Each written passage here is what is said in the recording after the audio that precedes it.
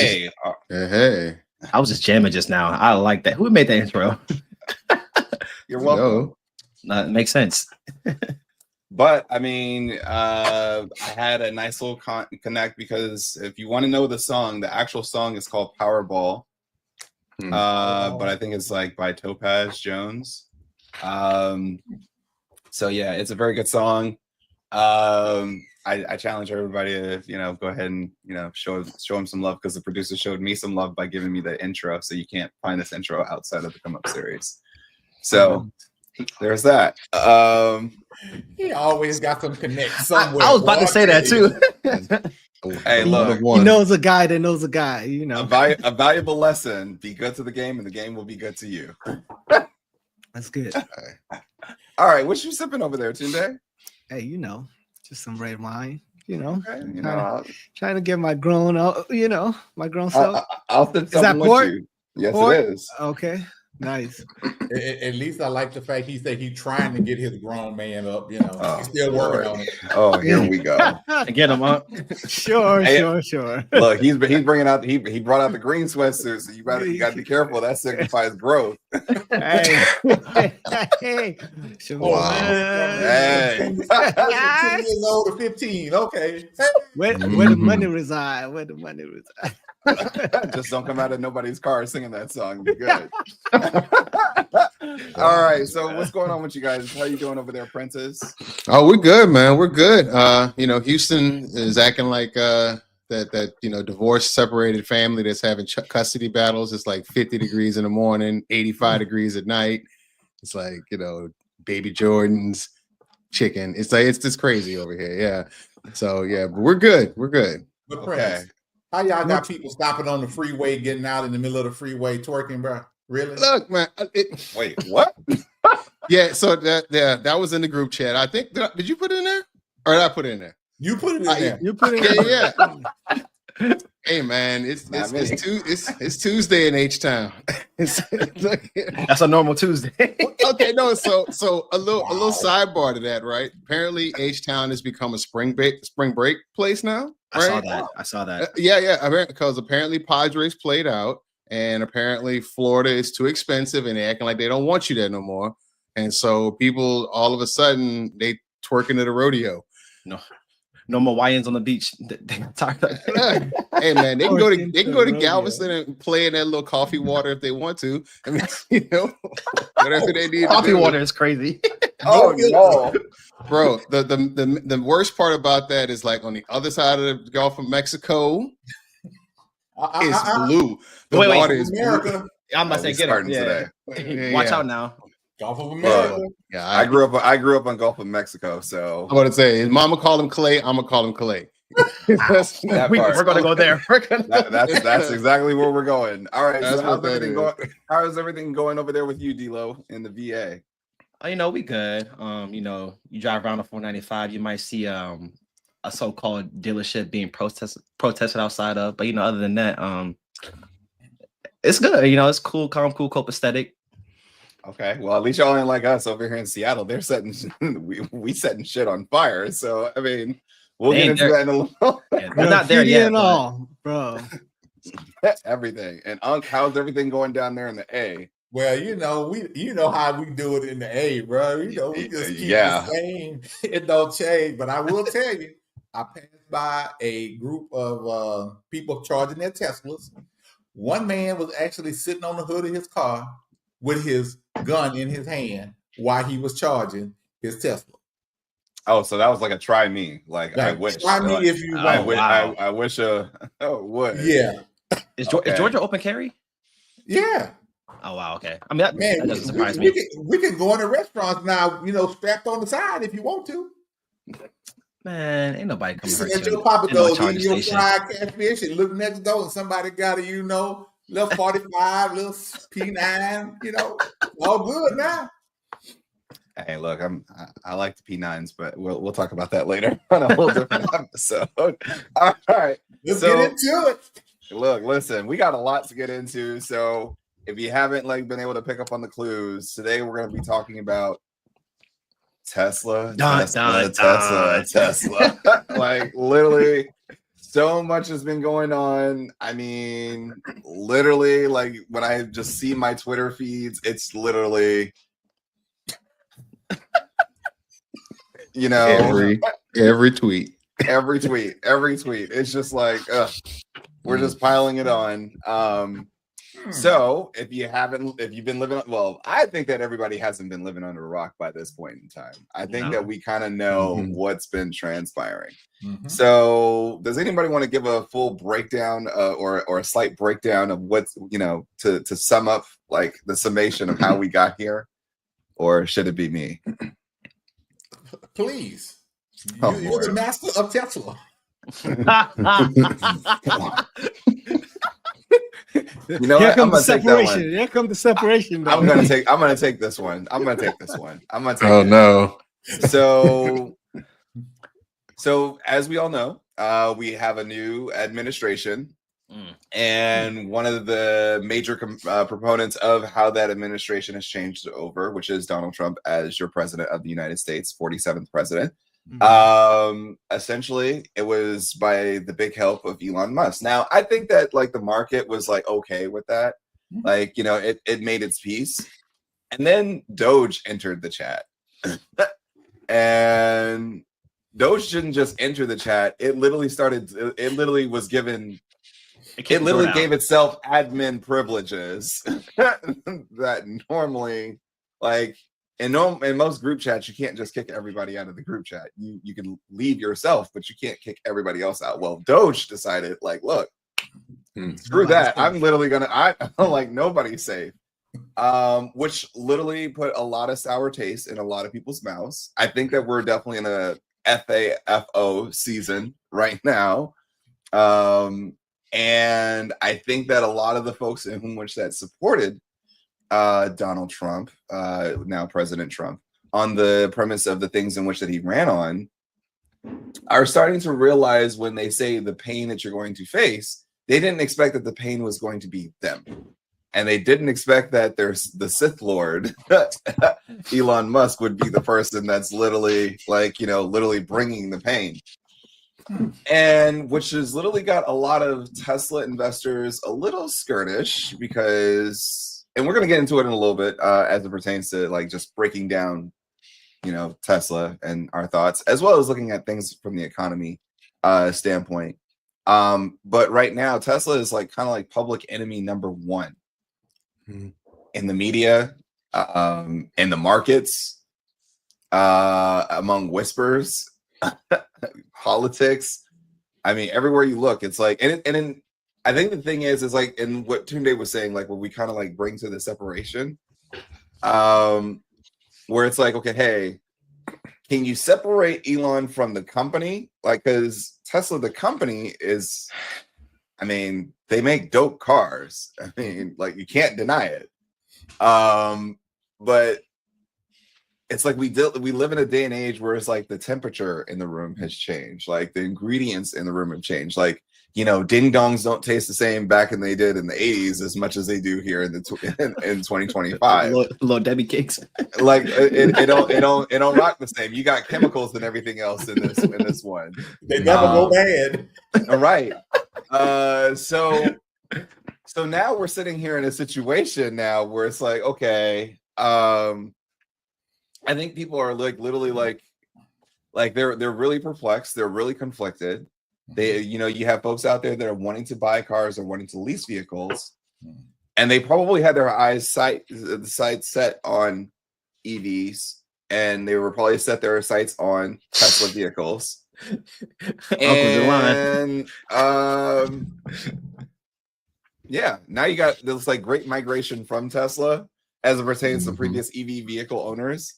Folks that are looking to buy another vehicle that are in the process of upgrade, they're having to give it a second look. And it's kind of like, okay, hey, do I buy this and hold my nose and like buy, or do I just avoid it, period? You got some EV vehicle owners that are just like, trading in their EVs for different vehicles, which we're going to get into. So it's like a whole different, like, it's a whole lot of going on. So like, did I break it down well for you guys so far, just to give the early intro? Yeah. So yeah, I think, yeah. I think you laid the groundwork real well. We can, now we can lay seeds, and it's pretty fertile on that. I think the, I mean, look, the thing, Everybody gotta catch that yourself. is doing that. Everybody You is gotta doing that. remember, he live in Texas. Right. Well, I mean, here's my thing, right? Like I have been of two minds with Elon for years. I have been of two minds with this man for years. Like, Okay. I recognize Elon as kind of an amalgamation of our Thomas Edison and Henry Ford, right? Okay. Thomas Edison was a smart guy, very smart guy. He was a shrewd businessman, but he was not really the inventor, right? No. He had a team of inventors. He knew where to put the money. He knew how to push the buttons. He knew how to make the people work, and he knew how to provide the funds, and he knew how to get the great people to come want to work for him. And right? still the work of black folks, but and then also be still the work of black folks, right? And I think the ultimate irony is that a Thomas Edison figure of our time is once again taking the name of Tesla and taking his work and stealing it and using it. Again, history doesn't repeat, but it rhymes. And so what I've noticed a lot, right? What I've noticed a lot about Elon for years, right, is that Elon is extremely shrewd, right? Extremely shrewd. And if you go back to early PayPal meetings, days.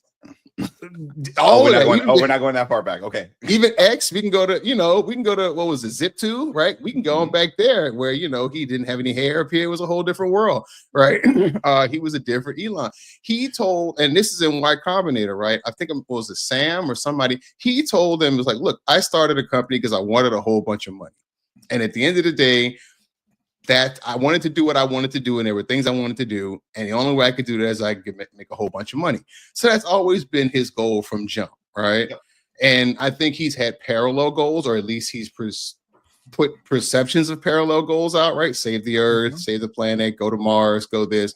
But at the end of the day, it's always been acquiring more assets, right? Getting yourself into a bigger position. Yep. And so, and that, again, that is what it is. That's his game we're playing, right? And but on the other hand, I can't tell whether he thinks he's playing 4D chess sometimes, or if he just kind of gets caught up and he starts riding this wave of the people that actually are paying attention to him. Because if you look at him, man, he's the world's richest man, but he's lonely. Like, there's nobody ever around that guy, right? What are you talking about? What? Elon Musk, man, pay attention to him. Like, he got about 14 kids, right?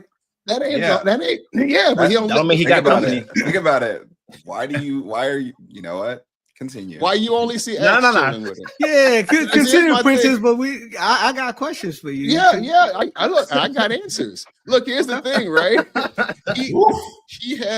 He has again, reportedly, right? He has reportedly a compound that he bought where he could have all of his, kids and wives, whatever, right? Why? I mean, he has one that, transitioned, doesn't want to hear a word about him, hates his guts. And some say that's kind of the origin of where he turned his whole thing into it, right? The guy, I can't imagine, I don't care what kind of human you are, I can't imagine how you can run 6 multi-billion-dollar companies, have 14 children, and still somehow be great at all of them, and be like a video game master, right? Mastering Elden Ring, mastering this. There's only 24 hours in a day. I don't care how good you are. You know what I'm saying? So it's like, my whole thing is like, he need to go have a seat somewhere. Personally, he might mess around and put his conscience in one of those robots and have him at the different houses. You know where this is going, man. You know where Optimus is going. But at the end of the day, right?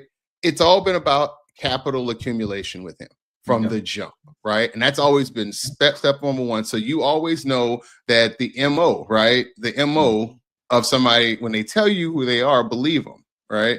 So when he's doing in Doge right now, it's not about government spending. It's not about efficiency. right? We can even, and we can move on, but I'll go back to another part about, Tesla is hitting the skids right now, but these other 5 companies are making money. Starlink and SpaceX are making a lot of money right now. I read the report, right? His other private companies, and again, boring companies still losing money because they don't know what they're doing. They're digging holes. Anyway, but the other companies, right? The other companies have increased in value by 45%, right? SpaceX and Starlink have doubled. And we know why. Why is that? Yeah, I was about to say because they are on the government. Because they're on the government teat. They're on the government teat, and Trump is like, "Hey, everything to Elon, right?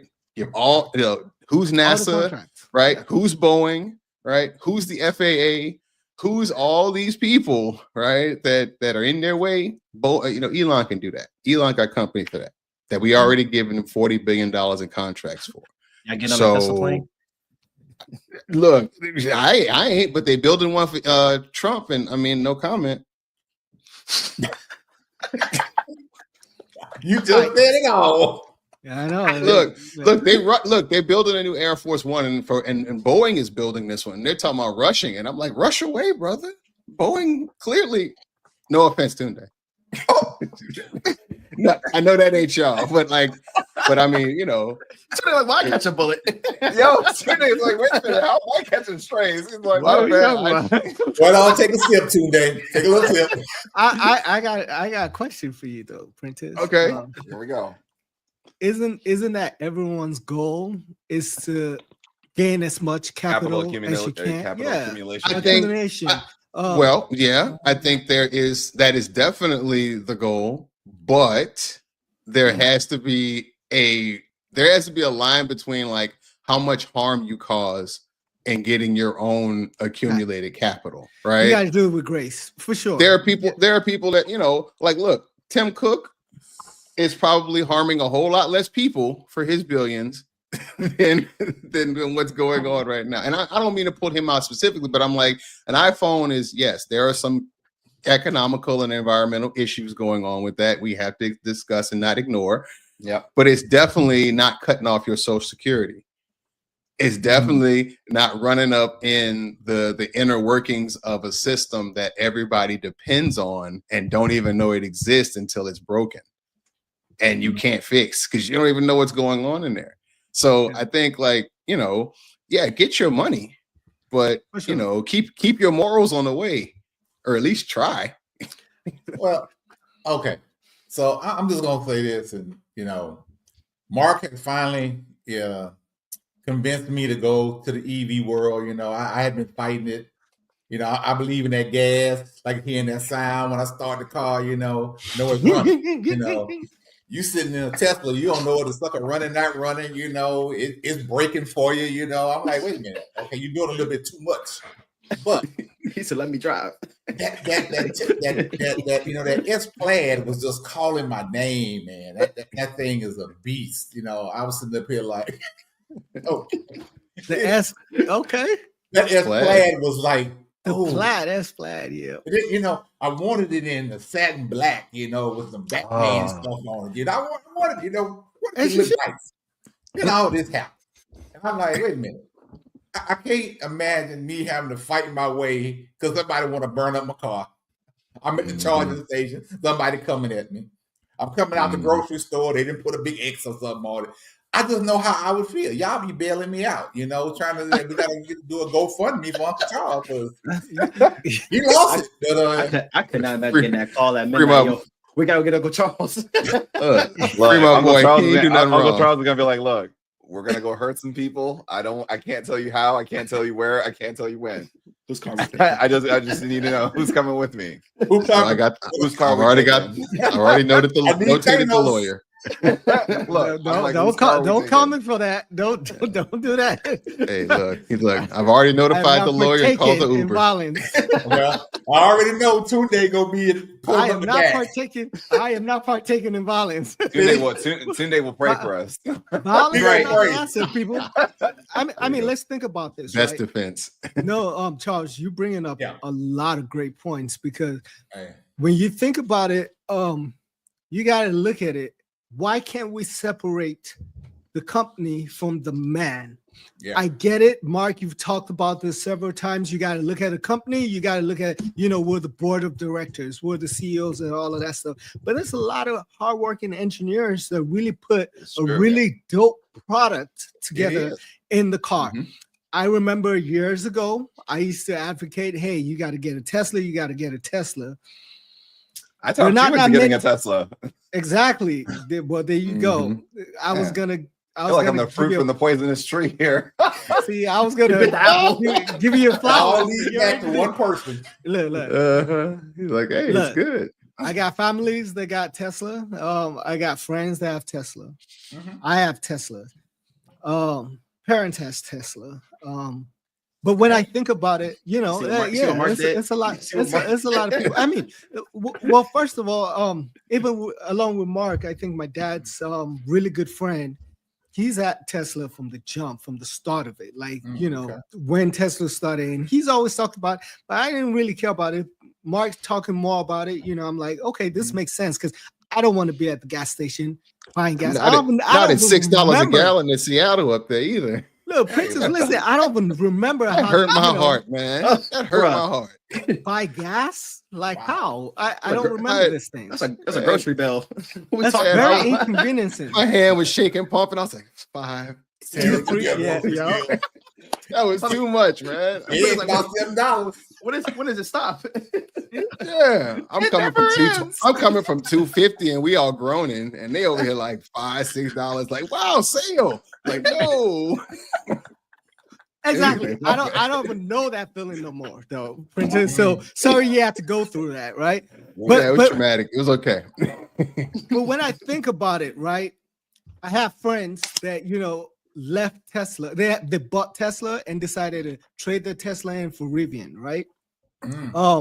So they were paid. Got it. Is that what I have to do? Because I don't want to have to deal with all of that, and I don't hold on, my car. Hold on. Go ahead. D-Lo, what did you say? So they overpaid. You said what? They overpaid when they went to Rivian. Man. Oh no. Sorry, keep going. Wait, why you think they overpaid? It's because Rivian is more expensive. It's way more expensive. It's way more expensive. Because Rivian is charging you in gold, homie. Like, I mean, we'll get to it. We can get to the economics. I mean, they're great cars. Yeah, I want us to talk about that. Let me give the quick economics behind it, and then we'll get back to Tunde making his point. Please. So the thought process behind it, and Tesla went through the same thing when they were doing the Model S, the Roadster, and the X vehicle when the first go around. They're charging the premium for the vehicle so that way they can protect profit margins, so that way they can come back later and essentially with the profitability invest more. I mean, that's ultimately what they're trying to do, so that way they can bring it down to a lower tier car. When you get to the lower, like when you get to the less expensive version of the car, then that's when the car is ready for mass production. Rivian currently right now is not ready for mass production, and that's the reason why you're paying the high price premium. Oh, okay, well. But still, Rivian looks good though. It's a nice vehicle. Like, look, there's a few in my neighborhood.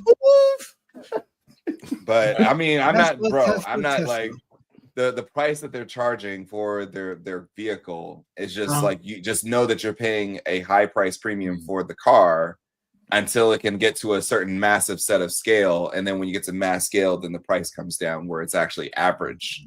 Right now, you're paying well above average for the car. So, okay. Yeah. But go ahead. Back to your point. You were saying like, I felt like I overpaid for my ex. I don't think that I can trade it in and get the same market value or trade it in and get a Rivian. You think so? Look, I mean, you've asked me this question multiple times. Rivet. I'm gonna have to test it out because I got to see. Rivet be like, take that with you. You gotta turn around. Hey. Well, I mean, some companies are having that deal. Like, again, I know nobody's, I mean, everybody gonna laugh me out the room, but again, Polestar is having the deal. Jail. I'm just saying. I'm not. He put it in the group chat. I'm not advocating. What about Lucid? Okay. BYD. Prince. This is your second time talking about it. This is Prince's second time talking about it. I'm bringing up the point that some companies are taking advantage of the situation, and they know that Otherwise, nobody would take half a glance at anything that started with pole or ended with star and try to drive it, right? And so otherwise, but if they say, hey, I'll give you 20 grand off if you trade this car in, those two things together make people pay attention. And you snap out of it. Okay, yes, we'll definitely have to pause on that one. Yeah. But you'll get to the lot, you'll get in it, you'll snap out of it. But like, I mean, at least you got to the lot, right? You got to the lot and you looked at it. You know, they offered you 20 grand for your trade-in. Now, here's the funny thing, right? The 2020, I saw a 2023 Model E for 20,000. It was 35,000 miles. That's the world we're living in. The Model 3? Yeah, that's the world we're living in now. Discounted now. They're very cheap. Right. That's crazy. A 250 lease. I'd say if you're ready to jump on in there. Well, I don't like leasing. So by the way, you can get an R1S 2022 for 66. Is that the dual or the tri? It's actually a quad motor. He's like, send the link. Yes. Let me drop that link. I'll take a little peek there because Tuesday's like, let me go check this appraisal real quick. Hey, let's say both of my cars are paid off, and I could definitely take a right. That's the problem. That's the problem. That's a gift I don't want to have and to a deal curse. with that headache. Yeah, that's the gift and a curse. So I'm about to throw a curveball. So D'Angelo, you had a Model Y. Keyword had. Am I lost? That's what happened. Go ahead. You know what? I'm gonna let him speak. What? I traded in.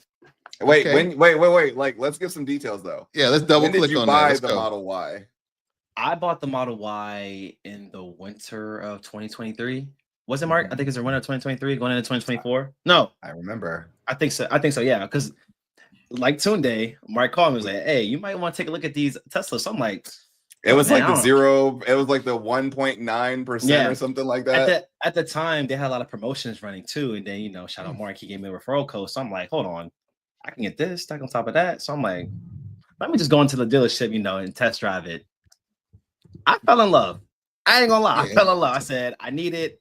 Swipe my card. Here you go.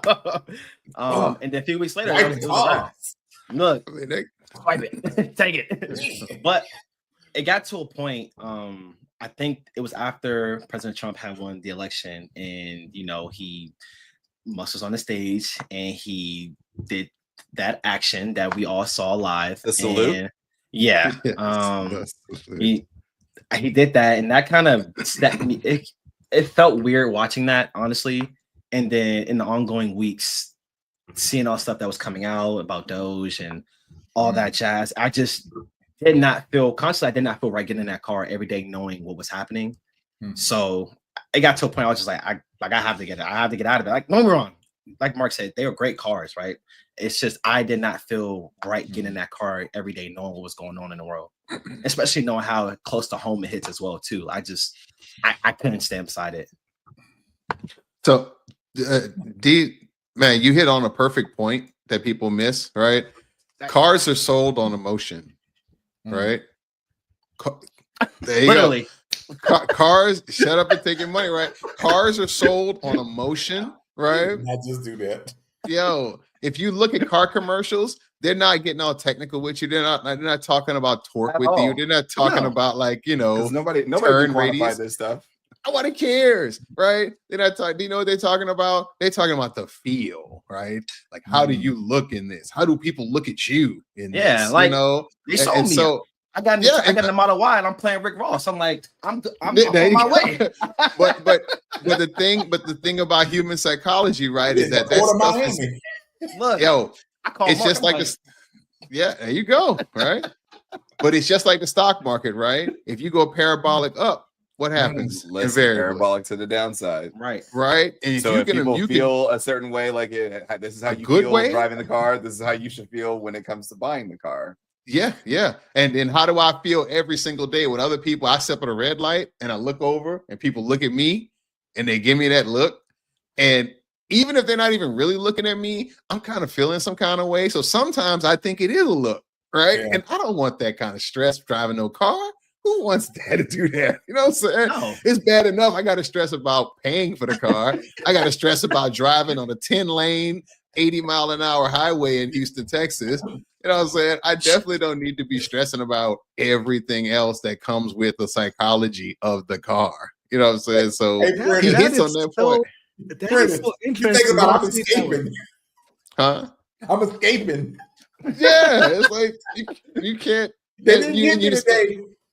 Oh yeah, and you just wrapped up in it. I mean, and if I'm feeling some kind of way, my 0 to 60 is strong, so I don't have to stay there forever. I mean, you ain't got to be there, but you in there, and then every once in a while the radio comes on. You're like, oh God. Like, it's so Princess, that's very interesting the way you and D'Angelo see it. Getting it, buying the X, I didn't feel like, oh yeah, you know, let me put on music and all of that stuff. I was looking at the comfort side. I was looking at, you know, the kids enjoying, you know, the back seat, you know, all that comfort. Yeah. You know, the door opens for me. I never have to touch the door. All that stuff. I never have to close it. I just, you know, push on the pedal. All that kind of, you know, luxurious comfort, right, for myself. You're not gonna get that with a Rivian. For my family. Yeah, you're not gonna get that with a Rivian. That's the outdoor thing. Mark just killed that idea. He said, "Nah, don't even think about it." I'm just trying to mentally prepare you. But those are all emotions, right, Tunde? Like the caring about your family, right? Caring about your health. You know, those are all things that are running through you because you weren't thinking about torque. You weren't thinking about trunk space, right?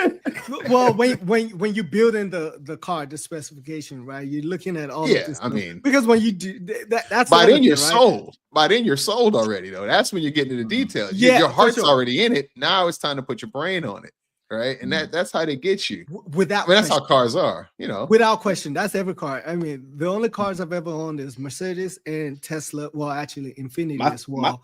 My big baller. No, not in that way. This ain't no flex. This is not no flex. Number one, look, the other's just trying to troll now. Yeah, he trolling. Number one, shout out to my Nigerian brothers and sisters. You know, that's all they want to drive is, you know, Mercedes. Actually, most Africans, we love Mercedes for some reason. But anyways, that wasn't the point I was trying to make. The point I'm trying to make is Princess, those are innate feelings, right? What was the point you were trying to make? The flex? No, I wasn't flexing. I wasn't flexing at all. I promise you. What I'm saying is those are internal feelings, right? The external, where other people are looking at me in a Tesla, I'm looking at the maturity has to come in. Exactly. The maturity got to come in. Where is that? I'm not. Obviously, my car is older because I've had it for some while now. Trump, Elon wasn't always this way, and if it was, maybe, you know, he was putting in clues and we all missed it. But knowing what I know now about the guy, would I go buy another Tesla? Probably not. But I'm not gonna go buy a gas car. But you would think about it though. Tesla? No, without question. I wouldn't even think about Tesla. Now Mercedes. No, I'm saying like as it pertains to buying a gas car, you think about it though. I won't buy no gas car. Nope. Okay. So once you're like, okay. So you're like me. You're like me. I got a buddy. I'm just stuck. I gotta hold on to it. You seen that EQS and EQC? Oh my God, Mercedes. They're nice. EVs, they're nice, bro. That I'm probably getting one of those. If back to the Mercedes, look, it's in the blood. It's in the blood. If I was you, I would wait for version 2. But it's in the blood. No, I'm not getting it right now. I'm just saying it's in the blood, right? But I would never. I wouldn't go back and get an EV. Get a gas car. I would for sure get an EV, right? But I would not get a Tesla now. But at the same time, I think I'm too deep with my, Teslas that I'm not going to go and trade it or go and sell it because I just don't think I'm going to get the right value, especially it's already paid for. I'm going to have to deal with this whole headache, financing or not financing or trying to, and Mark would say, oh yeah, you can get, Rivian and all of that stuff. Mark didn't say anything. I got to do the math. I got to do the math. I got to look at it, do the math, and be like, But I don't think it's worth it because I'm too comfortable now with the car. I'm the kind of guy that I don't like too much changes. So real quick, I was watching CNN last night, and they had Dan Ives on CNN, and he kind of gave his perspective on And before you do that, though, okay, I just want to say to all those folks that were giving me shit about selling 45% of my Tesla stock. Look at me now. Look, Dan, hey, yeah, tell him what Dan was saying, because I read that other article too. Here's exactly what Dan said. Dan basically said that Tesla and Elon, they're coming to an inflection point where he's going to have to decide: am I CEO of Tesla, or am I going to stay CEO of Doge? And he believes that it's within the next 4 to 8 weeks that something's got to happen. The next earnings. His upside, he still has an upside on Tesla, I think 525 is what he said. But he said that means that Elon has to get back to running Tesla. Back to running. Does Tesla even need Elon at this point? That's so Tesla doesn't need. I'm just waiting for y'all to tag me in, so I'll wait. Go ahead. It's the brand thing. Sit back. But before he goes in, I would say Tesla doesn't need Elon technically to function, but he needs Elon to either stay that PR side, because he's been Tesla's advertising all this year, or he needs to step out of the way. Yeah, that's the thing. Tesla doesn't spend a dime on advertising because they got Elon, right?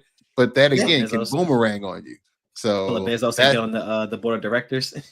You got to poop and get off the pot, Elon. That's what you got. That's what you got. So we're gonna tag Mark in. Tag. Yeah, because they didn't pop the bottle. Before all that for it. Hey, it's been a long-term relationship with Mark. Mark, what was that since 2015? 2013. Before we get there, though, hold on, D'Angelo. When we tag him in, at least we're not gonna hit him upside the head with a baton, like we run the track. Listen, you're wilding. Okay, can we take a poll? That was the most on purpose accident I've ever seen in my life. Show of hands, who all believe that was deliberate? Bro, I'm sorry. You talk about the person that hit Trump and the no, not Trump. The baton. That was the girl who hit the other girl with the baton. Deliberate. And you seen that? I missed that, and I missed that. I think it was like a high school race or something. High school track race. I've been busy, man. I missed it. I've been busy too, but look. I mean, y'all didn't put it on the chat group. I mean, I missed it. Look, so where you're you getting your new Mercedes? That's what I'm hearing. Next time on Hold My Nuggets podcast, we'll make sure that's up to speed. Jesus. All right. That was great. All right. So am I tagged in? Yeah, go ahead. Okay. So wait. How should I cook it? Well done. I like my. That's how I like my steak. Well done. I like it medium well, but for this occasion, we can go ahead. I'm one of them that they look at. I want well done too today. They look at me like that. Yeah, exactly. So y'all like eating tires. Y'all like eating tires. If you get preference, man, I don't want it to run away. I also don't want my eyes to be yellow, D'Angelo. I'm just gonna put that out. If I need somebody to eat through a frozen brick, I'm gonna call y'all too for well done steaks. Hey, I'll still be here to eat it then, though. I won't have it. I will be. It's preference, y'all. It's preference. Okay, right. So let's go. This is gonna be the most controversial part of the thing. I promise. Watch. I have a feeling that's gonna be show of hands in the room. Do you like well done or medium well? Like, do you like red in your steak, or you like that thing fully cooked? Medium well. Fully cooked. I'm well. I'm about to get the hate mail. Medium well toward well. Yeah. See, yeah. That's a nice neighborhood. I guarantee you this all changed. This all changed for everybody when they started hearing about mad cow disease. But that's a whole other conversation. Everybody stepped down the line. Everybody stepped down one level. Like, nah, man, I'm gonna need this to be fully cooked to get all this out. All right, so let's cook. So the reason why and I'm gonna give reasons why I sold Tesla. And truth be told, I told people I was gonna sell 45, but technically your boy sold 55. So score. All right, so but here's the reason why. One, what has Tesla innovated in the last 3 years? Good question. Oh, Is this okay. rhetorical or are we participating? You can Is it participate. called a response? Look, Okay. it's called a response. FSD. Yeah. No, FSD has been going on long before Yeah. 3 years. I guess the better question is, what if they innovated and landed? What's out here right now? I that you mean, can like, buy? if you want to say that landed, then FSD is landing and hasn't fully landed. It's not landed. Yet. Right. It's like you can see it. You can see the tarmac, and then you can see the wheels coming out the landing gear. Okay, and then in this current status, like, here's where I saw it, and I'm gonna give you guys a full breakdown as it pertains to like my thought process on Tesla. Do I believe that Tesla, the company, is a great company? Yes, I agree with Tunde. Tons of great engineers and everything else, but it's kind of like I'm conflicted there because at the same token, if you know your boss, like let's take Tommy Hilfiger when he said, "I don't make my clothes for black folks," and you work there. So how do you feel if you're black and you just heard your CEO say that? Okay, I mean, wait. You don't have the answer. So, okay, you're gonna answer. All right, bet. do you have somewhere else to go to make money? If the answer is, are you going to make the same kind of money over there? Bro, I have a feeling that if you're an engineer at Tesla, then BMW and all these other companies, NVIDIA would hire you. They would gladly take you in a heartbeat. Yeah. So I think that argument is moot. So, I mean, and keep in mind, in some cases, like, you know, they're in tough like employment environments and everything else. But for the most part, though, like, you know, if it may have to ask you to move, I mean, look, all right, bet. So I look at it from the standpoint of the company is great, but can I separate the CEO from the company? No, you can't. You cannot. Why not? Because okay, let me put it this today. Hold on. Wait, hold on. All right, my fault. Go ahead. Tag in. I'm the only chef in this kitchen. My fault right now. My fault, chef. I thought you need some parsley. Sous chef. Sous chef. Look, the parsley comes after it's cooked. All right, so check this out. When you wanted to invest in Tesla stock, why did you invest in Tesla stock? Did you only invest in it because of its engineering and everything else? Or did Elon Musk play any part in that equation as it pertains to you buying Tesla stock? Don't worry, I'll wait. Starting now. Oh, it's directed at me? Oh, I mean, only me? I mean, you asked the I question. mean, we've all bought Tesla stock. I think we can all answer. Yeah. We did, but I don't know. Wait a minute. I don't know if it was directly because of Elon. I was looking at price action. You always have to look at price action to dictate technical analysis as well, right? So you saying Elon is the reason why? Yeah. So, okay. So I am the student. You're the master. Relax. No, bro. I'm gonna say anytime when you build your thesis, don't jump back in your Mercedes, man. Anytime when you build your thesis, anytime that anybody has built their thesis on Tesla, has always had something. There was always remnants of Elon Musk a part of that as it pertains to their thesis. Even more than like, for example, remember back. Okay, walk with me real quick. I'm gonna take us on a field trip. All right. So remember when Elon Musk was selling his stock, and everybody was building their thesis, and I guarantee you, everybody was like, "Well, you know, we'll see what happens after the X acquisition overhang looks like, and then when they get past that, then essentially I see the stock going to here." Oh, I'll go even further back. Oh, when it came time to like, okay, hey, Tesla giving Elon Musk his bonus and his award as CEO, then essentially it becomes awarded stock, and that's going to be heavy that's going to do wonders for the stock. Oh, I'll go even further back. All those promises that Elon Musk made as it pertains to robotaxis. If you go all the way back to robotaxi conversation, that's way back. Like, and that's the thing.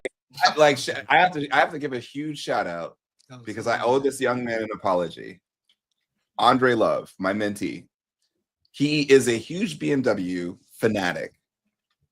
White propeller zipping through a blue sky, and he always like comes at me. He's been coming at me for the past set of years, and I'm willing to like literally like stand on my shield and also say I apologize. You were right, because he says that Elon does not deliver. He won't deliver this when he says that he's going to deliver.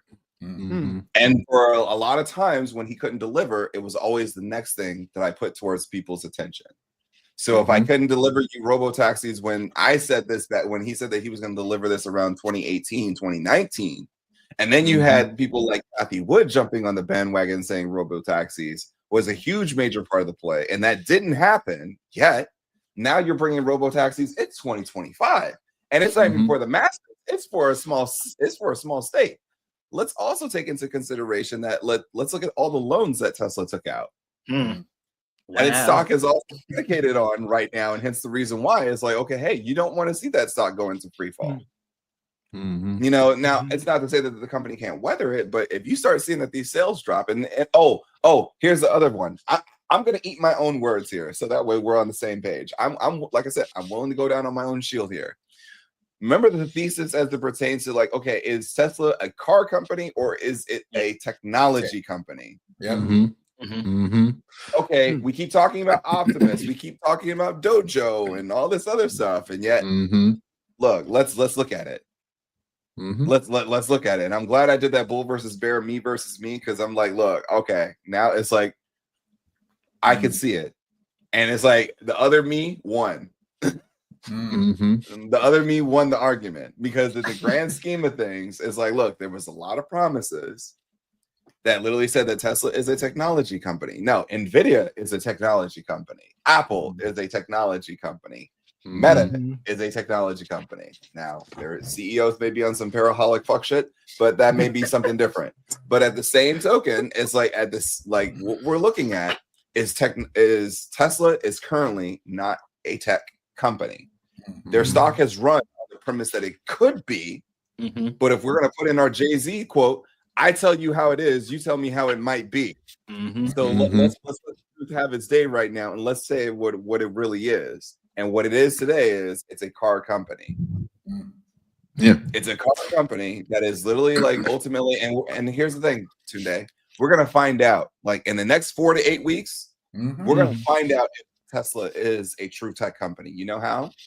Because we're hearing about all the sales that are dropping, right? So as a tech company, we should be seeing some of the other tech that you're selling that should ultimately be supplementing for some of this revenue that shows us that there's promise, right? Yeah.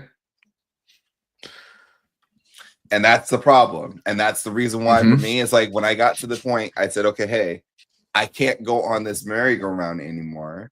I think that they could still like, last and they'll stick around. I don't believe that the company is just going to go turn dead all of a sudden. Like I think that they can turn it around. But here's the interesting stat line. Majority of the folks who originally bought Tesla vehicles weren't Republican. They were actually liberal Democrats. So then you turn your back on the liberal Democrats to ultimately try to open yourself to a market as it pertains to Republicans, thinking that they would buy. Problem is, and the crazy part about it is, we're reaching out to middle America, but middle America can't afford the car.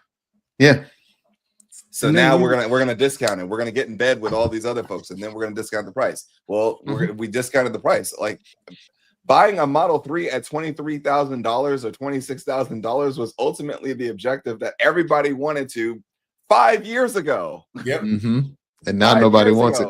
And now nobody wants to buy it. Or it's not even the fact that nobody wants to buy it. It's just the fact is that now people are either conflicted about buying it or people can't afford it. And that's the problem. Because if they have to choose whether or not they will drive in a beautiful vehicle that can that is amazingly engineered, or whether or not they're going to keep their lights on, be able to cover their rent, be able to also put food on the table.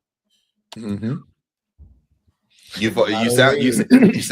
sound not like a tech company, because I guarantee you this. Here's a spoiler. I guarantee you that Apple will report $100 billion in revenue for its quarter. And I guarantee you that Amazon will do the same thing. I guarantee you that Meta will do the same thing. I don't think that Nvidia is anywhere near close, but they may probably report 30 billion.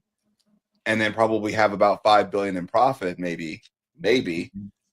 But I mean, if we're looking at it in the grand scheme of things, okay, well, if Tesla can't do that as it pertains to a song and pony dance, then okay, well, what are we talking about then? What kind of company is it? So then if that's the case, then it's like, okay, hey, well, then is it justified? It's not. Because the thing you led off with, Mark, I like the way you have broken this down. But the one thing we can always go back to, every time they come on CNBC or whatever, they talk about how mip cars did they deliver.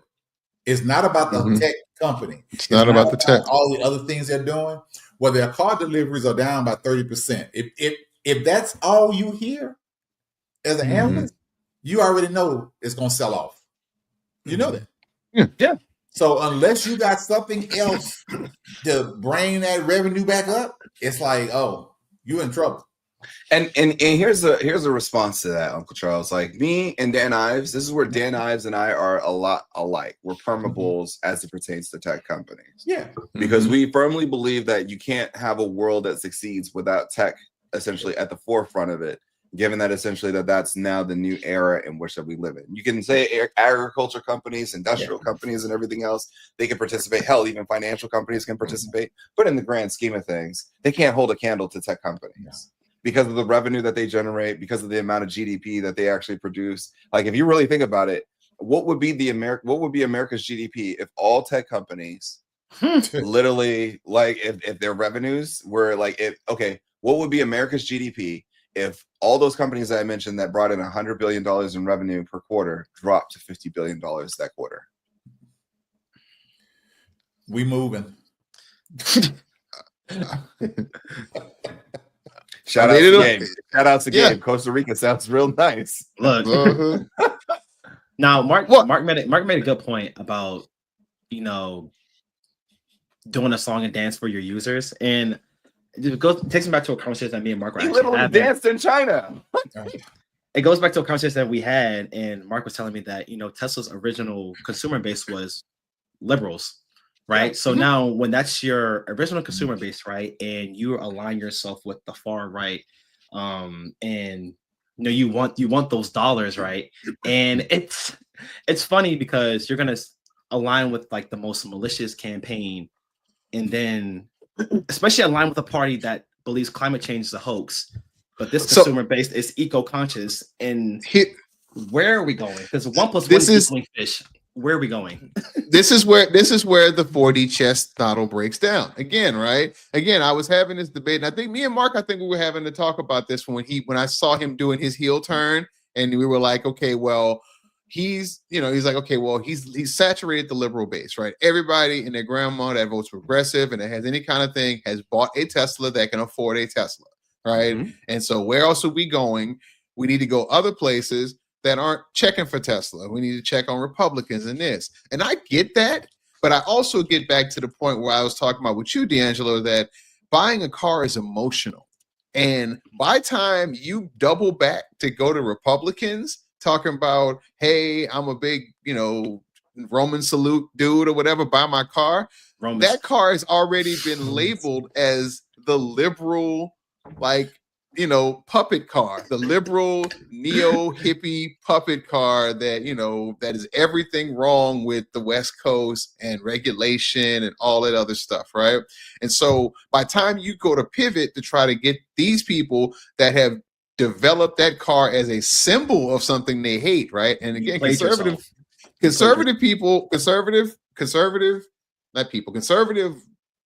sides are really strong at symbolism, right?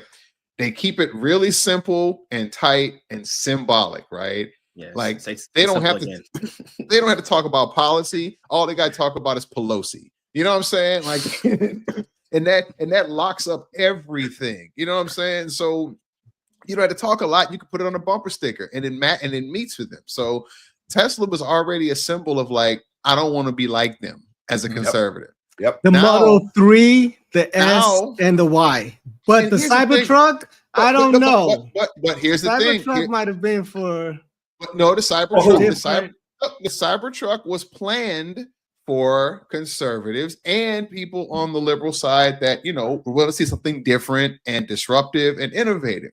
I pre-ordered for the Cybertruck. Look, the design, the beginning. Hyped it up with a 30K. I was all in on it too, right? I like the design. I like all the stuff. Me personally, I like the tech. I was all in on it too. The problem, right? The problem is that if you are going after conservatives that are typically used to buying trucks, that has to be a truck, right? A truck. It has to be a truck. Like F-150s are not a joke. You can say what you want to say. Look, you can say what you want to say, but look, I got an F-150 sitting out here right now. That thing could probably go 2 houses and a water plant for treatment facility through the bricks before it actually slowed down. There's a dude online right now tearing the sides of a Cybertruck off with his hand. Yeah, because it's glued together. I was gonna ask about that. The side panels are falling off. Yeah. And there's another dude that was doing stress tests on like the tow hitch, right? The tow hitch broke. Fell off. The whole back broke. You know what I'm saying? And so I'm like, if you're going and okay, you can't tow anything, right? Because of the angle, right? You can't fit anything up in there. You can't see if the thing is closed up because you're using a digital camera, right? The lights, when you're in the snow, it melts, so it covers it up and like it turns it. It's so much, bro. And I mean, and don't get me wrong, this is the first model. That's what you expect. You expect them to start and innovate and do, but a car is not a phone app, bro. You cannot just throw that thing out all buggy like that and be like, all right, this is what we're gonna roll with. That's Elon's model, though. You know, let's sprint to the end line and fail along the way. Let's fake it till we make it, right? Exactly. Yeah. I mean, and don't get me wrong, that works for cars. See, like, okay, the Model 3, that works in the sense that the only thing you really wanted that Model 3 to do was perform, right? You wanted to take off the line, you wanted to charge, and you wanted to not mess up because it has parts that, you know, don't fall apart like gas cousin cars, right? They nailed that part. Now, the door panels, the interior, all that other stuff, they're like, whatever, it's a seat, it's a car, whatever, right? But the one thing they needed to nail in the Cybertruck was it had to perform like a truck, right? It had to tow. It had to get out of the snow. It had to do things, especially if you're going after conservatives. If you're going after people over here at Palo Alto and Silicon Valley, and, you know, the worst thing they got to do is like navigate that little funny street down to San Francisco. That's a Cybertruck. Yeah, if you're doing that, yeah, you can rock with that. But if you're talking about somebody hooking up their boat to come out, I'm saying, if you're talking about somebody hooking up their boat, right, or hooking up their trailer or their hitch where they've got this giant like rig with these oil, whatever is going on down here, right, and bales of hay and stuff, that ain't going on a Cybertruck. Man, it ain't going on. Truck, you wrap it in pink, and you just go to the mall and shop. You know? Right. Did you hear about the wraps, right? Yeah. Atlanta's a wild place. But did you hear about the wraps? Apparently, when you take the wraps off, right, because it's stainless steel, it like oxidizes and ruins the steel. I didn't see that. These are like for $100,000. This is too many things for me to be worried about. Yeah. That's my thing.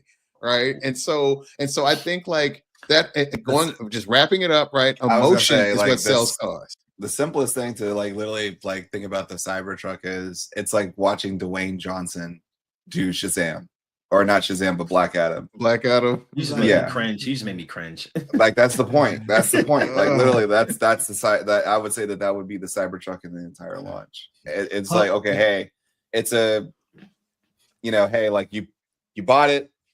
You know, it's like, okay, hey, you pay to play, but in the next few years, you're probably going to see this vehicle like either substantially low, unless they're able to like literally, and which leads me to my next thing.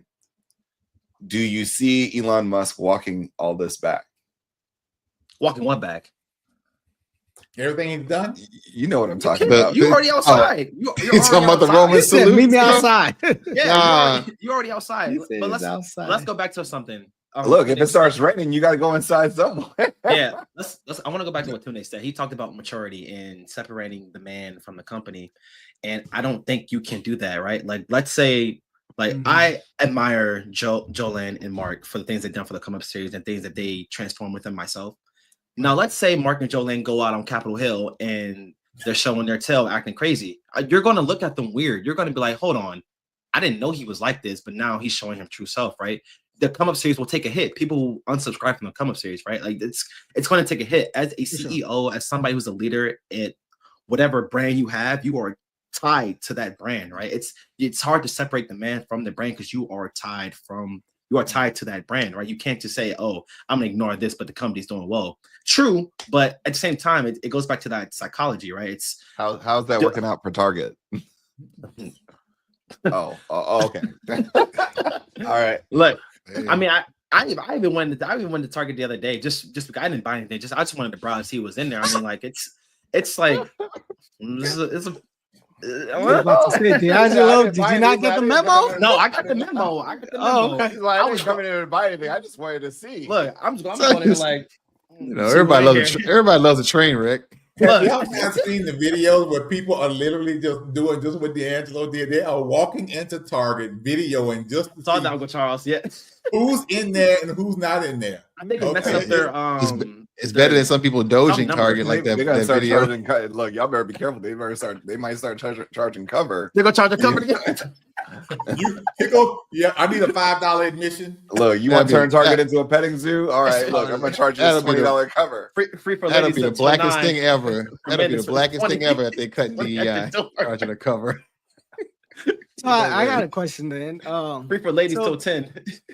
Wow. So we said we do all this talking, but let's say Tesla or Target says, "Hey, come up, series. We want to This partner with you. gang, we want to sponsor this episode or so, or whatever." I would love to see that conversation with Jolene. I would love to see that. We'd have to say, I would say this: we would have to sit down and have a very hard conversation in front of all the folks that watch the Come Up series. Very uncomfortable conversation. It's like for the record, like we get a ton of people who like send us like sponsorship requests and everything else. Like there are like especially during the NFT era where everybody was like sending us like $100,000 offers and everything else, and we turned that shit down. And the reason why we turned it down was because of the fact that one, all money ain't good money. Two, essentially, it's like, look, we're not in the process of like we can't be bought. Like if you're aligning, we're not with us, sellouts. We're not. Like if you're aligning with us, and if we align with you, it's because of the fact that there's mutual alliance there. That Respect, the fact that goes beyond money. Right. So essentially, if Tesla wanted to sit down and have a conversation with us first before we even start talking any deals, I'd really say, okay, hey, they're like, I'd even round up a group of like, grievances from the folks of the community and be like, okay, hey, we got some shit we need to address. Yeah, That makes sense. So then the other question is, Elon he's just the CEO. Last I checked, I think there's. Yeah, he's no longer the chairman of the board. Exactly. So. Air quotes, by the way, today. Yeah. Can they remove him? Can the board, like BlackRock, all this Vanguard, all this other people that own major shares, or I don't think that BlackRock cares. I don't think that BlackRock cares. Like BlackRock owns every single stock in the market. Like that, and if BlackRock sells your stock, then look, you're dead. Yeah, literally. Mm-hmm. But they own the stock, like BlackRock, Vanguard, and all these other folks. They own the stock for a specific purpose, as it pertains to essentially one, their clients want access, and then two, essentially it's like they just own stuff. They like, what are they, 14 trillion, $20 trillion worth of assets? Yeah. So I mean, like it's just nothing but an arbitrary number for them in the sense of like, imagine a person on a monopoly board that they've already won, but they're just going around and like just buying up stuff for sport. Just for the fun of it. They own 2 ports in the Panama Canal. Okay.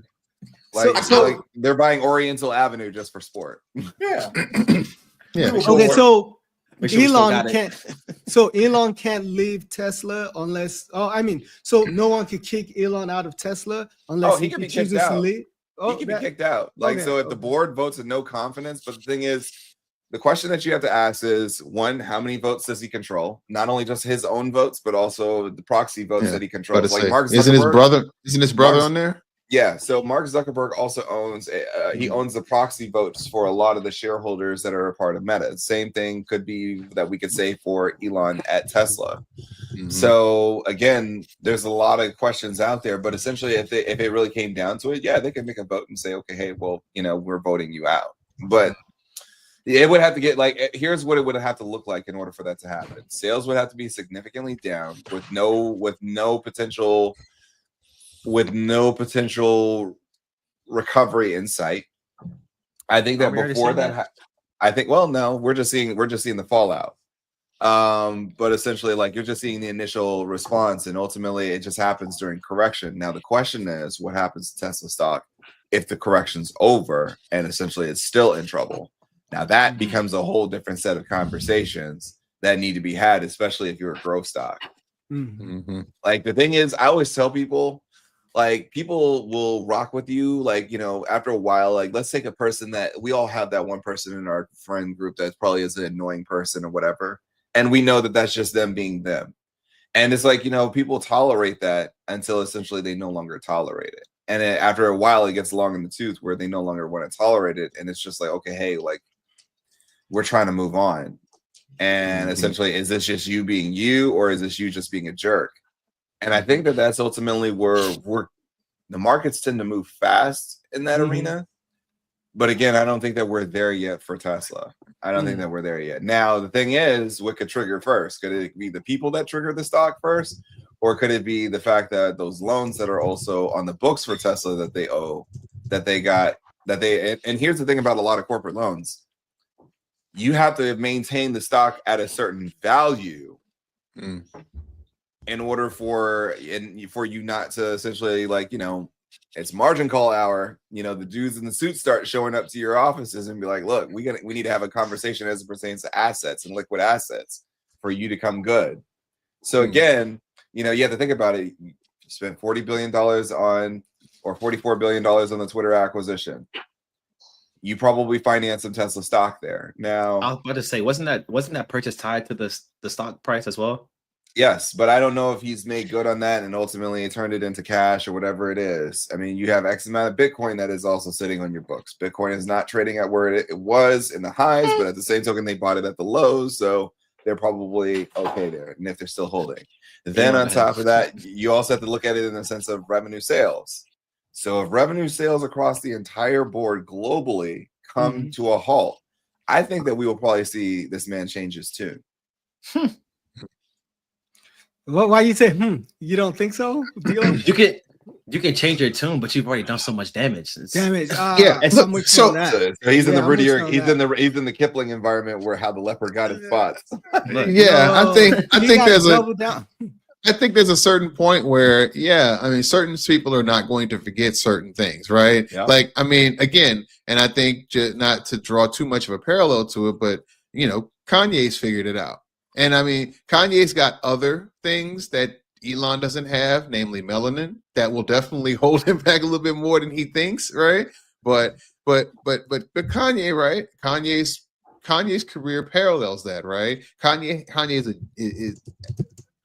he's a musical genius, right? Or at least he could be at that time in the beginning. Let's say the first 3-4 albums, right?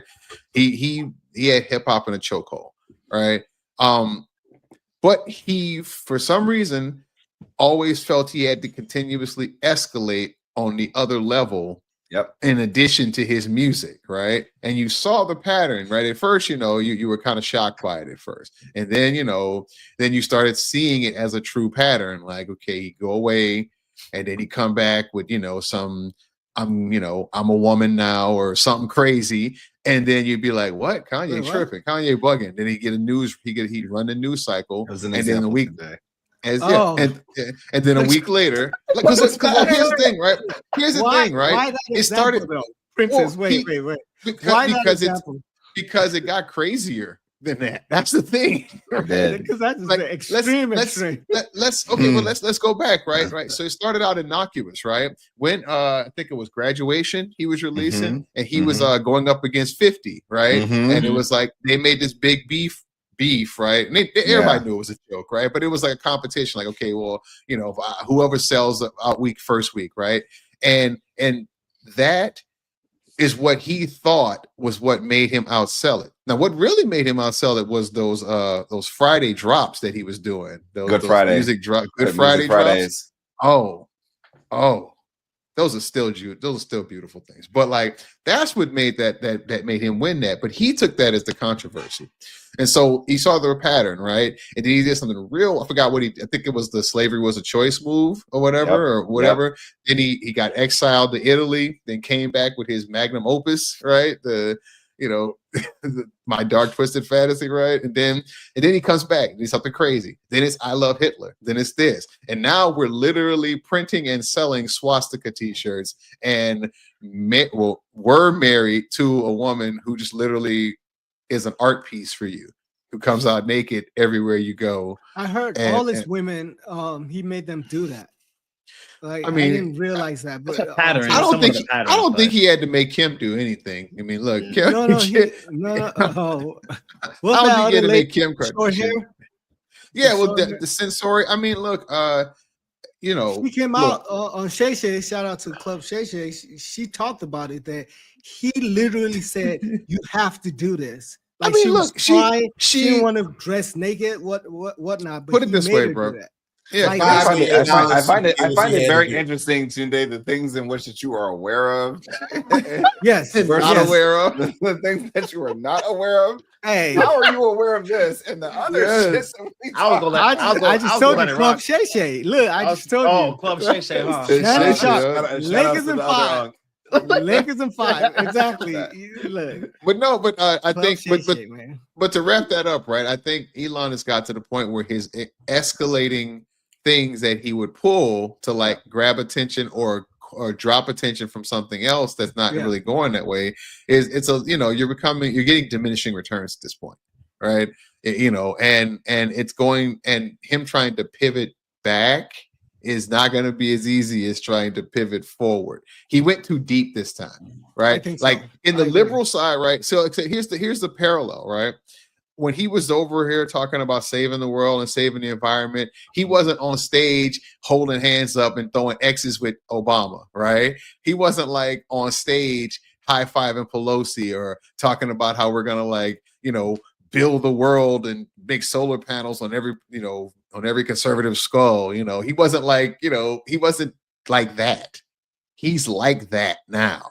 You know, he's out front and center. He's put his reputation and his name and his stuff that is fair or unfair, completely attached to these companies, to something that is wildly unpopular right now.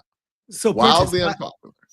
I don't know how true it is, but I'm just paraphrasing. I heard he wanted to do all of that with Biden, but Biden just ignored him. Like, Are we talking Biden about was Elon? like, Elon, yeah. So, he wanted to do all of that. He wouldn't and be Biden, acknowledged by the Biden administration. Biden So, would not I'll tell you- acknowledge him, didn't pay him no attention. Well- And so, like, the villainy is he took it, you know. So Personally. I And hear said, that those words. I hear Okay. that combination of words with with a, you know, punctuation at It's the not end of it. adding up? But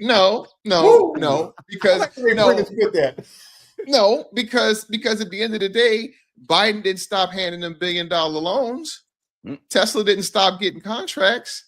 The thing that Biden's administration was doing, and I wasn't in the room, but logistically, and if you're making a plan to get all of America's EVs working, is you build up and talk about the people that are just getting started, that are struggling, that need the exposure. Tesla did not need to be on the White House lawn like a used car salesman like it was last week. Tesla did not need to be up in everybody's face whenever, like, the government started talking about this, that, and third, because everybody knew Tesla. Tesla was the standard, is the standard still, right? Like, if you're going to talk about tech, you know, in a car, and so that was the number one. That was the one American win, right? And his problem, again, this is going back to that Drake stuff, where we have named 100,000 people in our verse, and you the only one that took offense. Right? You know, everybody else, every day, he will be like, Biden would be like, we are the number one EV producers in the world, right? And we all know that Tesla is an American company, but we have these other American companies that have been here for 100 plus years. And right, Tesla, Elon's real problem with the Biden administration is that he didn't ever want to unionize, and Biden wanted them to unionize. And that was the problem. Literally. Exactly. Literally. There you go. And that was the problem, right? And it was him versus Toyota, Ford, well, not Toyota, but Toyota's foreign, but, like, Ford, all the American companies that were unionized. And you had workers that wanted to unionize, but you had other ones that were like, nah, I got Tesla stock. I think I'm kind of good, right? And so there was always that kind of fight, you know. But you know, the one thing that really could have helped him if he would have thought about it, like you said, he was already number one. Mm-hmm. Everybody knew who he was. Mm-hmm. Man, what if he had said, you know what? I'm going to help GM and Ford get their electric vehicles where they need to be, so we as a country continue with this dominance. Yeah, because lifting. Look, Mark's a petty. lifting. You said what? That's your petty. A rising tide lifts all boats, man. Like, and the whole thing is that if he would have because his real danger now ain't even the American companies, it's the Chinese ones. His real competition right now is, I mean, have you seen somebody? I've seen some of those YouTubes. And look, that Neo vehicle. They're The bad, Neos, bro. BYDs. Come on, man. That BYD, boy, look at Come him. on. That's what I'm saying. Wait, That's I, what I'm need to, I need to give this a second look because obviously I must be missing something. Man, We could there's import those some Chinese EVs without, because I mean, once you import, they're gonna hike it up. You can't get it. I was about to say this 100%. tariffs. Yeah. this, no, all that. no, Don't you worry know about what's it. gonna Don't worry happen? about it. What's gonna happen? I bet, right, is that Canada and Mexico are gonna open their doors to Chinese EVs, heavy, and they're gonna put mad pressure on the north and the south of there, and all you're gonna see is BYDs and stuff. What you gonna watch? You're gonna see American Airlines running a special one way to Ontario, so to go pick up your BYD delivery. Bring it back across the border. You think I'm playing? You're gonna have Trump and them stop.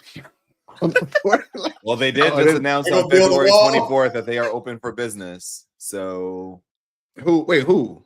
BYD was speaking to a room of, I guess, suppliers, key suppliers, and they said we are open for business. Then scene. This right. Because now they're doing BYD. Now they're doing BYD Europe, and with the potential of also Canada. Hey, yeah. Look, I told you, but look, this is Rocky. Listen, hey, Vancouver's just only like 2 hours away.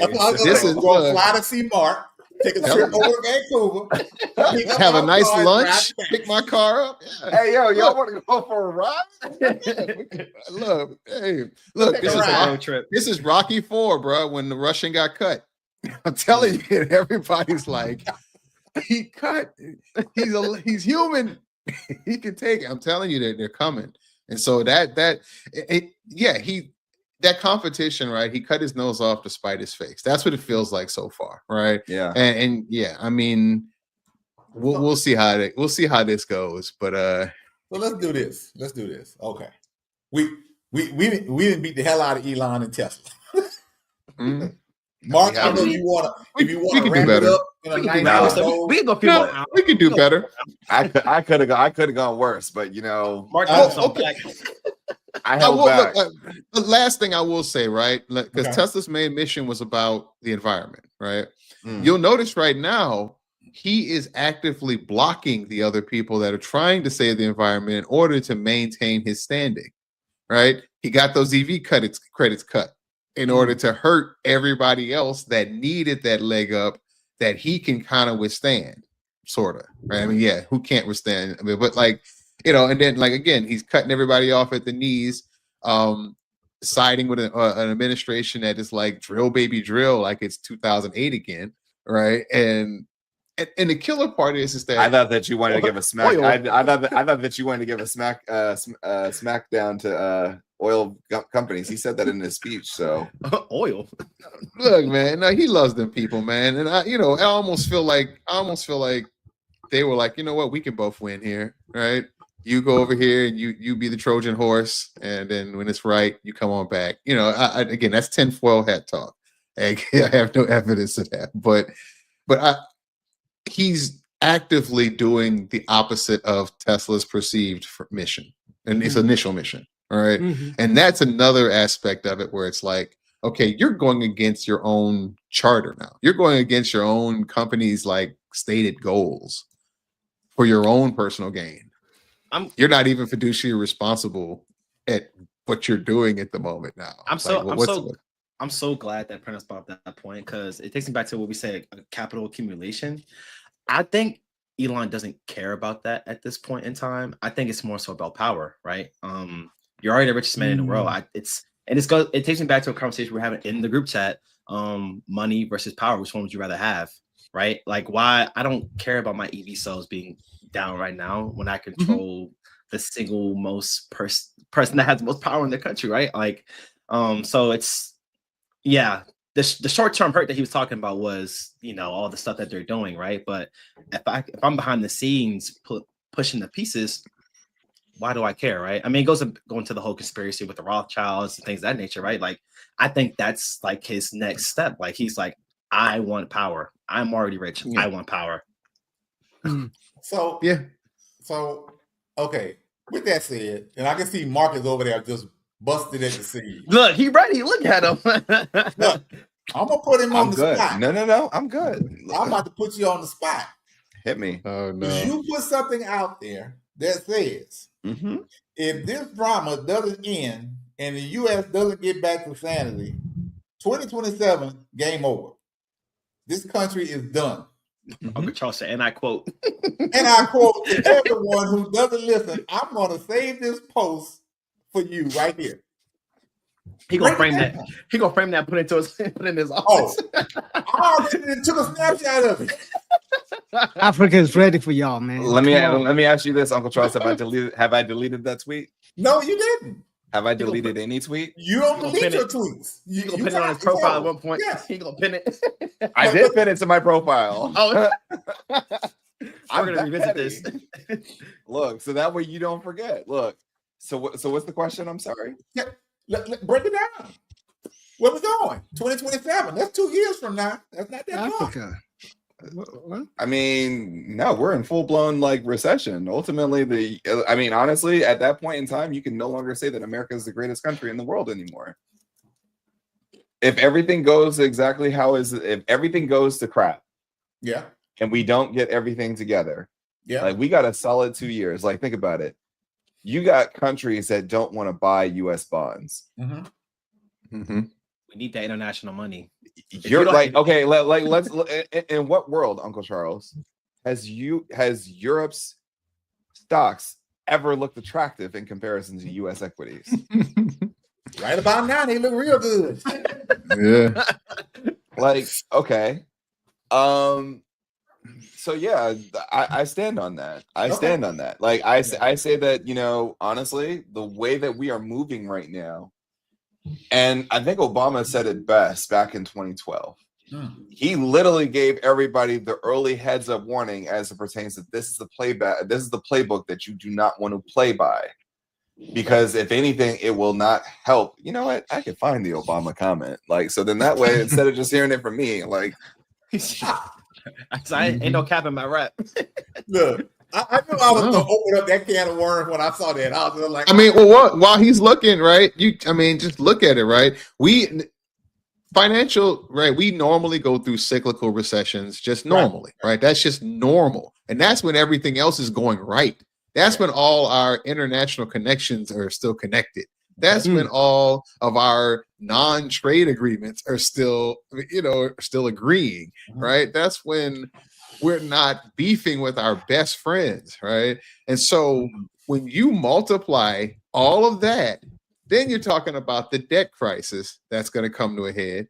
Then you're talking about, you have all of those things. Yeah, protectionism is a mistake. He says that the Buy American clause in the stimulus package up for debate, of course, but I think it would be a mistake right now that is a potential source of trade wars that we can't afford at a time when trade is sinking all across the globe. Now, this was in 2009, in which it was being discussed. Okay. The Buy American clause and the nearly $900 billion bill being debated. So that was, for people, for perspective, there was a $900 billion bill that was ultimately to get America back on track. I agree. We can't send a protectionist message. I want to see what kind of language we can work it out, what kind of issue we can work it out. But he pretty much said, pretty much everything that's happening right now, it doesn't benefit us. Okay. It doesn't benefit us. If anything, okay, so you guys want to hear my stance on it? All right, bet. All right, let's. Have you ever played? Have you ever? Okay, let's play. All right, so check it.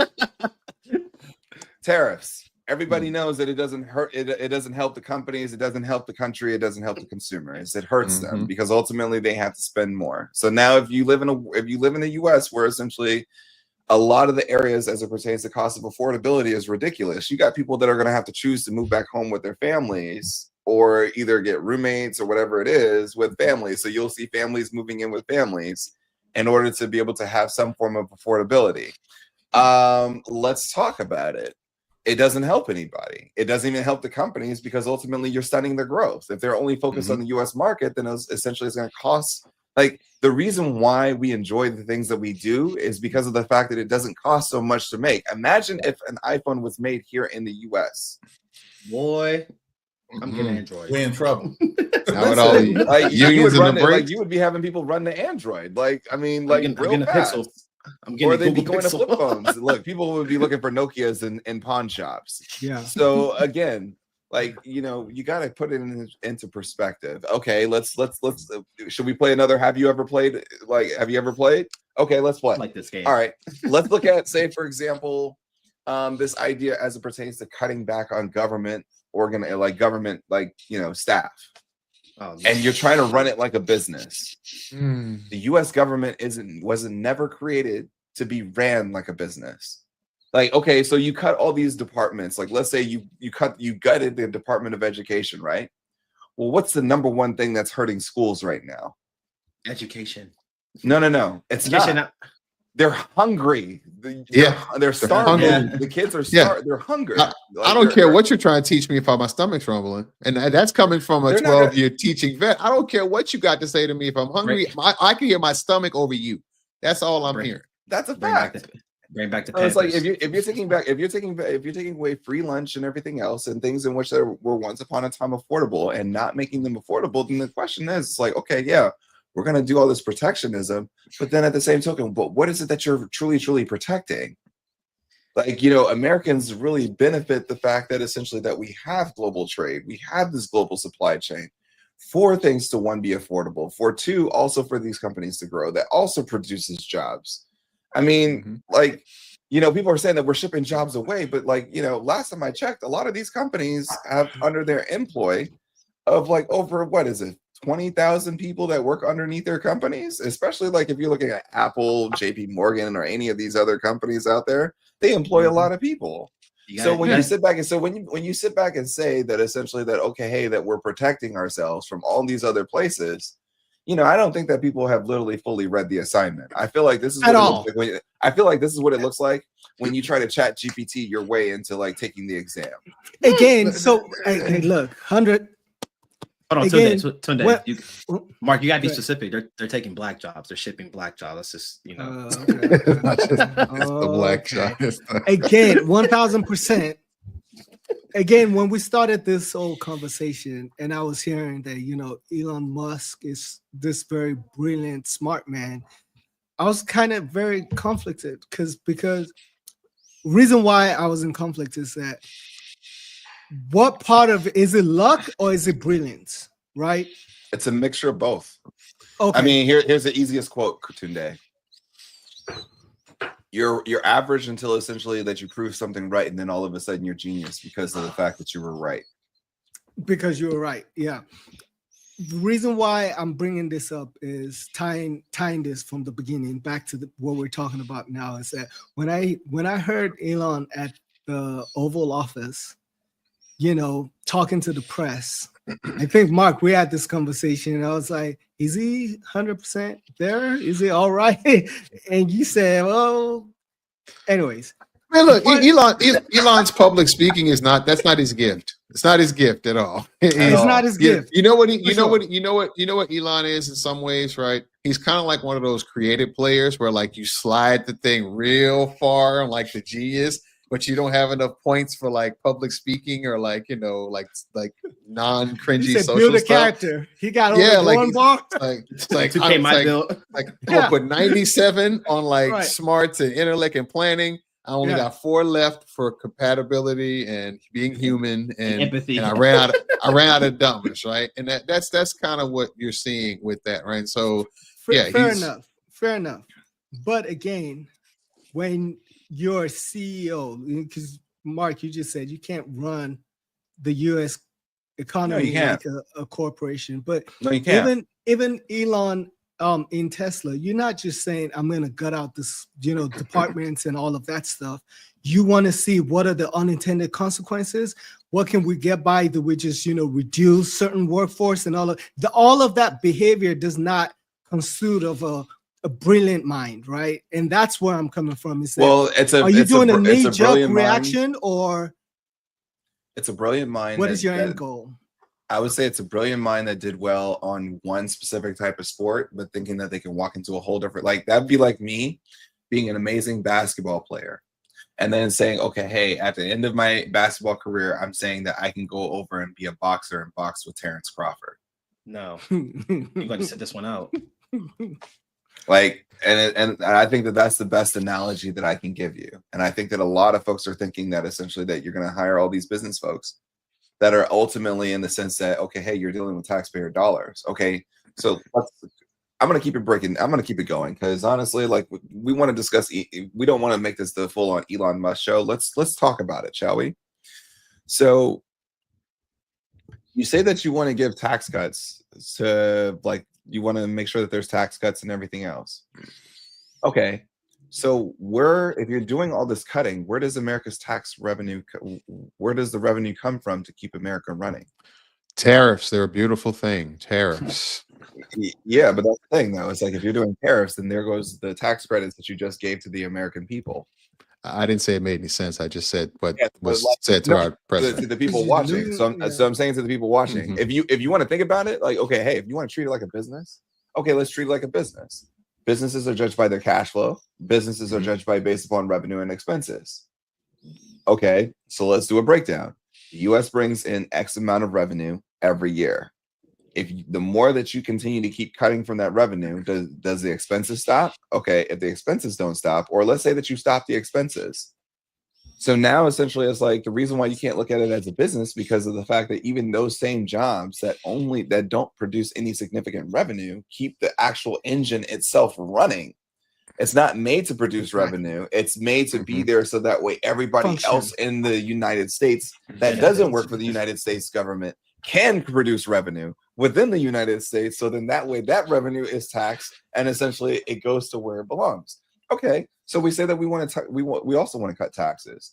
Okay, everybody wants to cut taxes, and then next thing you know, they'll be the first ones complaining about education in their schools and everything else, not realizing that those same tax dollars that ultimately that keep your school alive are the same ones that you're trying to withhold as it pertains to taxes and everything else that would make your communities better.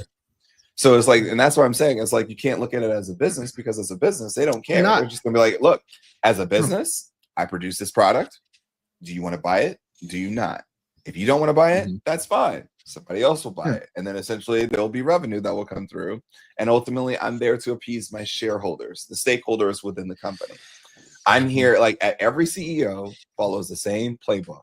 And those who don't follow the playbook, they don't last very long. But here's the playbook. Here's the dirty secret as it pertains to Wall Street. It's not really dirty, but it's like essentially it's not even really a secret. It's just like a buzzword that we use. But here's the interesting thing. As CEO, you have one specific job. Now, it doesn't mean that you don't have other jobs as CEO, but you have one job very specifically. And if you mess up that job, then essentially now everybody wants to come for your head. And that number one job is to return value at all times to shareholders. And if you can't return value to shareholders, then that's a problem. That's a problem. And you need to figure that out quick. I mean, for example, why do you think that they kicked Pat out like Martin kicked out Pam?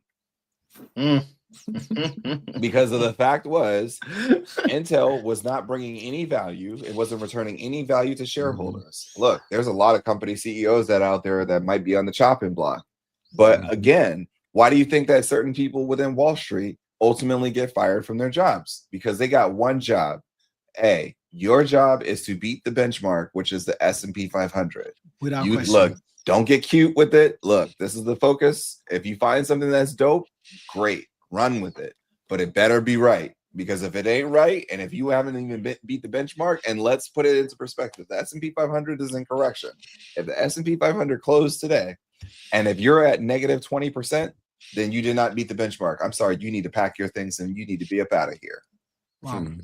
So again, it's like when we want to sit down and have this conversation, like, look, I mean, let's have the conversation. But I think the problem is that now right is wrong and wrong is right. And essentially it's like, people don't want to literally sit back and engage, and everybody wants to listen to a soundbite versus sit back and like literally take the time to read. We claim to be one of the most educated countries, but essentially we're not reading. We're not actually like taking in all the information. We're listening to a hit. We're listening to this 30 seconds. Like this is ESPN. Like you're playing ESPN Sports Center when it comes to your livelihood, your wealth, your affordability and everything. And for what? Like if you like, I literally sit back. And mind you, I have no qualm with Trump supporters or with folks who voted Democrat. Like, you know, there's been times where I've voted Republican. There's been times where I've voted Democrat. So it depends upon what is it as it pertains to my specific interests. Everybody votes in their interests. Just has to make sense. Yeah, like everybody votes in their economic interests. Okay, a lot of people were out there voting based upon sound bites. And like you had a lot of conservatives that were out there voting, talking about, well, he's going to do this, he's going to do that, he's going to do this. Yeah, he may do this, but you're not going to benefit from it. You're not going to be the beneficiary. And so essentially it's like, you know, like you're like people are so trying to be the beneficiaries of something that was never made for them. And that's Mark, yes, the way he spins it though is that you might not be a beneficiary right now, but I'm doing this. He's a TV personality. Exactly. Yeah, but I'll put it like this, guys. I'll put it like this. Somebody told me this great story of like, okay, hey, like and I was like, look, if you can explain politics, explain it to me. Like as it pertains to like campaigning and marketing messages, right? Yeah. Imagine if you were about to die and essentially you got to go see heaven and then you got to go see hell. And you're just touring. You're not staying. You're just touring before you make your decision. And the day that you show up in heaven, it's just like, okay, hey, it's like you know, it's a vibe, but it's like it's not lit. It's not lit. But then next you know, you go down to hell, and then you see like he's showing you this party and everything else. And it's like, a party. It's like Afro beats playing and everything else. It's a party. And then next you know, you'd be like, okay, at the end you have to make your decision as it pertains to where you go. You know, you got to think but you got to think about it in the sense of that's the type of psychological part as it pertains to how is it that people also voted within specific interests. They voted because of like what they saw, but then it's illusion. Like, okay, hey, but now that the illusion has passed and now you're starting to see the reality, like, okay, now you got to feel the full weight of the reality. You got to feel the full weight and reality amongst your decisions, and people are not liking it. For sure. Yeah. And when somebody tells you, I mean, I still don't understand. On day one, I'm gonna drop prices. On day one, I'm gonna drop inflation. I'm like, you can't do that. I don't believe that was gonna happen. You know, because of the fact he was gonna kick out power. Because the thing is, the reason why, like I said, people don't like, and it goes to show you how much people are very unaware. Growing up either in like, you know, whether their educational system or whether it's like they're even having to go to school hungry or whatever it was. Like I'm just gonna say this, a lot of educational systems out there have failed people, and I think a lot of people have also failed themselves. Hence the reason why we discussed conversation of education last week was because of that. Like in the sense that, you know, honestly, there's a lot of people that are claiming like under the education, like, okay, I'm highly educated and everything else. But a simple thing as it pertains to just doing some due diligence and just looking up. Like, it's crazy to me that I got people that are literally trying to have a debate with me and are willing to ask ChatGPT for their argument. Nah, homeboy, you already lost. Listen, people are funny, right? I think people are funny, and I think most people don't think about anything, right?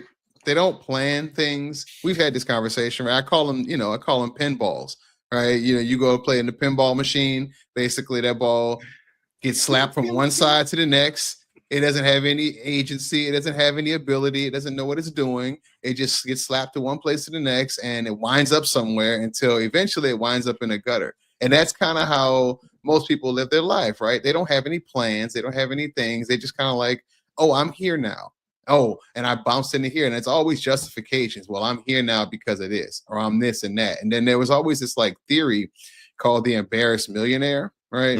And this plays on the idea of what LBJ talked about back in the 60s, where it's like, look, if you can convince a white man that he's better than any black man, whether he's above him or below him, not only will he vote for you and give you money, but he empty his pockets for you, right? And it doesn't matter what you do. And what we have all figured out over the centuries is that racism is improv. You know, there is no actual rules. There are no actual like edicts. They don't have like a value system. It's literally, what do I have to do to keep you a level lower than me, right? Even if I gotta look, if you want an apartment in this building, I'm gonna burn the whole building down before I give you a basement. You know what I'm saying? Because that's the game, right? And that's what people voted for in this economy, right? That's what people voted for. They were like, they heard there's going to be pain in the economy. They heard there's going to be a problem for people. No, and before they voted, Princess, they heard that essentially that the economy was not doing well, but if they really looked, the economy was actually getting better. That's what I'm saying. Like they were like, this sucks now, right? And Biden's, horrible, and you guys how are you guys living under this economy, with a record job creation and record low unemployment and record this and record that? How are you doing that, right? How are you living under the presidency where you're the only presidency to have job growth 48 straight months in the presidency? Every single month he was president, he had positive job growth. Only one that's ever done it. And led the country into a better position than out of the post-pandemic era. Led us into a better financial standing than other countries. So it's like, people can say what they want about Sleepy Joe, bro, but he came to work and he did his job. Sleepy Joe. And no, that's it. That's their word. He didn't strike me. He didn't strike me as a person that was sleepy. He may have felt going up some stairs here and there, but outside of that, look, I'm using that to kind of needle at people. It's like this dude got a lot more done than most people that claim to as be black folks, we pay attention if you fall down going up some stairs. Like, everybody. High your knees. Oh yeah. No, but the economy, right? Like they are cutting off their nose to spite their face. We talked about this, I think, last week, right? They hate Ukraine aid. 70% of Ukraine aid is going back to the middle of the country, where everybody makes bombs and makes all this equipment that goes to military aid that goes over there. It's not going in like checks to Ukraine where we're dropping off in little umbrellas. Time to short Lockheed Martin. Yeah, that's what I'm saying. They just took money out of people's mouths in America that were getting paid to make the bombs and the equipment and the surveillance. Man, spying on people ain't free. You know how much money those spy programs and those satellites cost? And that's all American. Talk to Maxar. That's the reason why Maxar is a public traded. That's the reason why Maxar is a publicly traded company doing real well right now. Right, their satellite. And so we were the beneficiaries of the Ukraine aid. We were the beneficiaries for the Israel aid. We're not talking about that apparently for different political reasons, but when we cut stuff off like that, we were the beneficiaries for U.S. aid, right? We were over there like helping out like people figure out how to solve Ebola and stuff. That's not just for them.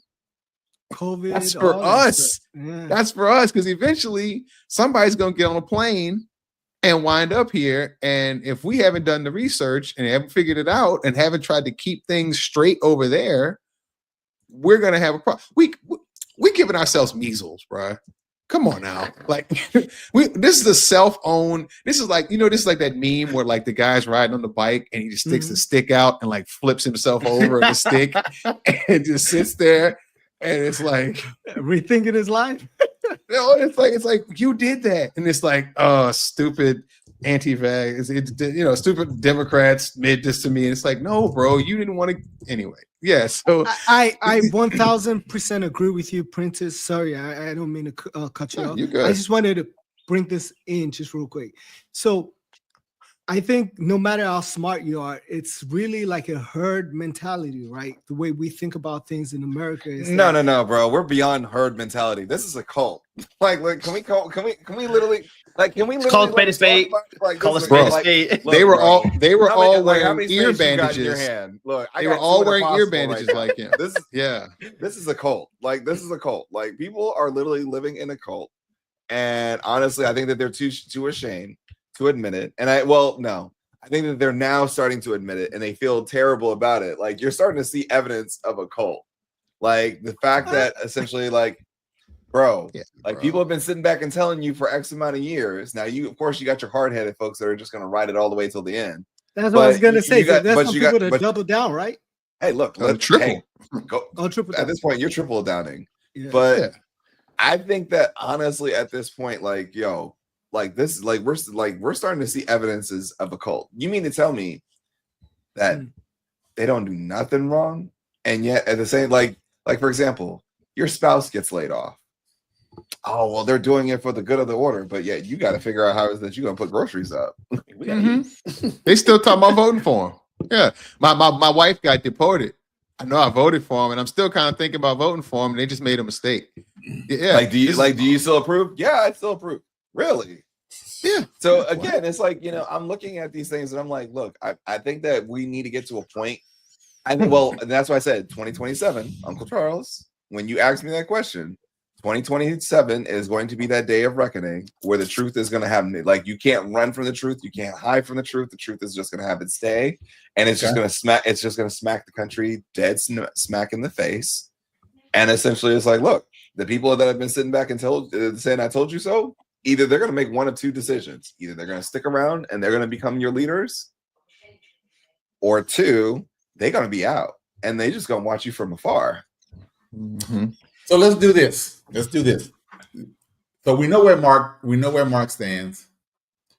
We're going to go around the room, and this is going to be on the Come Up Series channel. Mm-hmm. Let's say 4 weeks from now, a month. I want to know, premise, what do you think is going to happen? Or what are you going to do family-wise to say, okay, how do we weather the storm? What's your thoughts?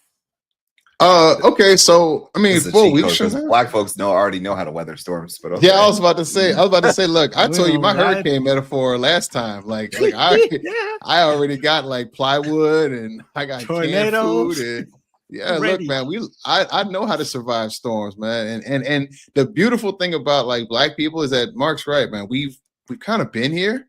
Right, even genetically, we've kind of been here, right? Like something deep inside of me was like, "Oh, it's in my DNA." Look, I guess we're Tuesday again, right? Look, like survival's in my DNA. And there's the anecdote, right? That like the Great Depression wasn't as bad for black people because none of our money was in the bank anyway, or in the stock market anyway. It was like, oh man. Yep. It's like, oh man, y'all doing pretty bad over there. That's hard. Y'all look like us now. All right. Well, anyway, but no, look, going forward, right? Should have taken advantage then. Yeah, should have. But I mean, there's different game. Like I think a month from now, we're gonna have, of course, more shenanigans, right? More foolishness up front, more starts, stops, delays, more provocations. Me and my family, man, we've been looking inward. We've been building. Right, we've been making sure that our educations are straight. Right, we've been saving money. We haven't been spending anything extra, anything. We locked it down this year because you don't know. Again, when you're batting down, you're waiting for the storm. You don't know how that storm's coming. It might turn away. It might do. What have you. But I firmly think by June, if we're not in a official called it recession, we're definitely going to be in an economic deal, right? And I firmly think we haven't priced in how bad this recession is going to be. Because, again, normal recessions are bad. This is a recession that is being made, accelerated, and burnt from both ends. Yeah. You know what I'm saying? So I think naturally recessions like literally come and go on their own. Mm-hmm. And you're coming with a government that is either too cruel or too unaware of how to handle this when it does happen. Mm-hmm. They're not going to be giving money. They're not going to be like trying to help people or any of that stuff. No right? They're gonna have Trump. We'll give you a loan. Yeah, we'll give you a loan, right? And then put you in jail later. But how Hoover We need to did, play Monopoly. But because all listen, these bro, references. but during the Depression, how there was Hoover tent cities, Yeah. Hoovervilles. Yeah. There's gonna be Trump tents out there. There's gonna be Trump tents, and people are gonna be getting beat up and that's. But this is going to be a problem. Like the terror, and it's gonna be a problem. So we're batting down essentially. D'Angelo, from a young single person's perspective, what you doing? I would say that I'm from a standpoint of I think there's always a positive and a negative.